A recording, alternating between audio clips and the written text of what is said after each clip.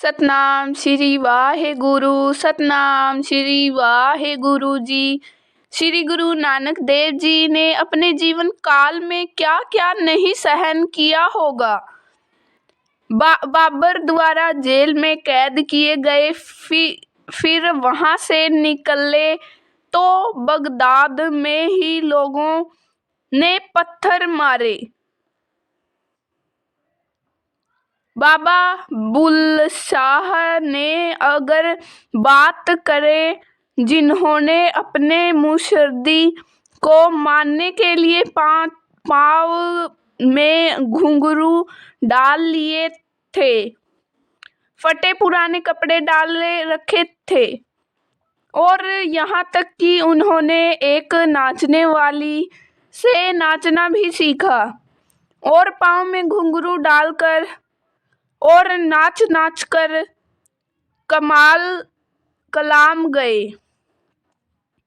आखिर किसके लिए? अपने मुर्शिद के लिए। ये सिलसिला बहुत सालों से चला आ रहा है। साथ आते हैं और उपदेश देते हैं और नाम की दीक्षा देते हैं। अगर वक्त रहते नाम का जाप कर लिया तो जन्म मरण के संबंधों से मुक्ति हो सकते हैं। लेकिन हम में से बहुत से लोग कहते हैं कि काल का प्रभाव बहुत ज्यादा होता है। इस कलयुग में भक्ति करना बहुत मुश्किल हो जाता है।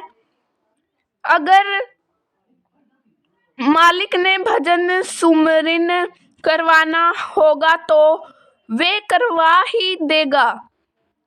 और ये सभी बहाने लगा कर मन की चालों को समझ नहीं पाते और मन के ताबे होकर गलत काम कर बैठते हैं। इंसान का स्वभाव, और अगर किसी बात का हट कर ले तो वह काम पूरा हो ही जाता है।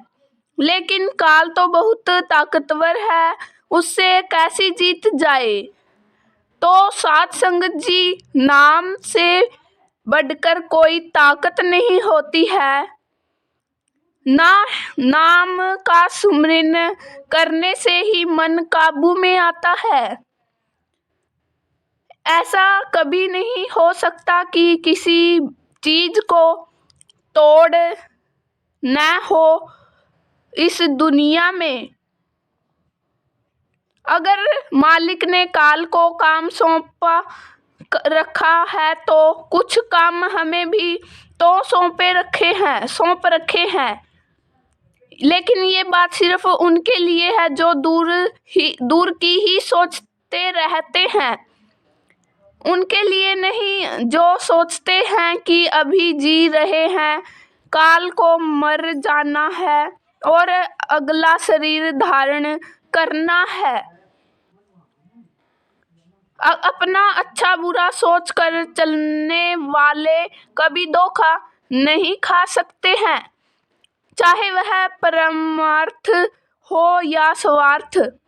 अभी पहले बात आई कि हट करना पड़ता है और तब तक करना है जब तक कुछ पा न लो।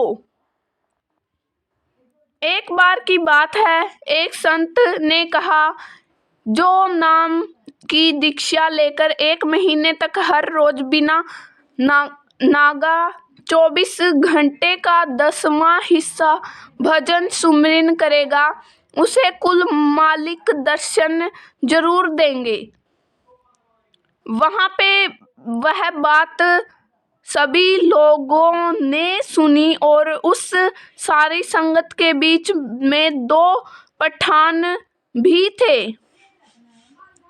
उन दोनों ने कहा कि गुरुजी, हमें नाम की दीक्षा दो, हम करेंगे भजन सुमिरन।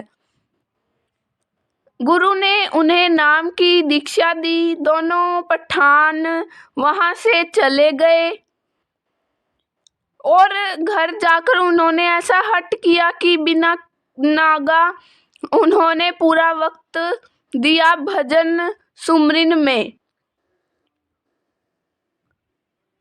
हर रोज वक्त पे बैठे जाते और वक्त पे उठ जाते, लेकिन उन्होंने हट नहीं छोड़ा। 14 दिन बीत जाने के बाद उन्हें कुल मालिक के दर्शन हुए और उसी दिन वे गुरु के पास आए और फूट फूट कर रोए और उनके चरणों में गिर गए और उन्होंने कहा कि कुल मालिक तो आप ही हैं जो हमारे बीच गुरु बन कर आए हैं। बस बात सिर्फ पहचान की होती है, लेकिन हड्डी बनाना भी कभी कभी जरूरी होता है।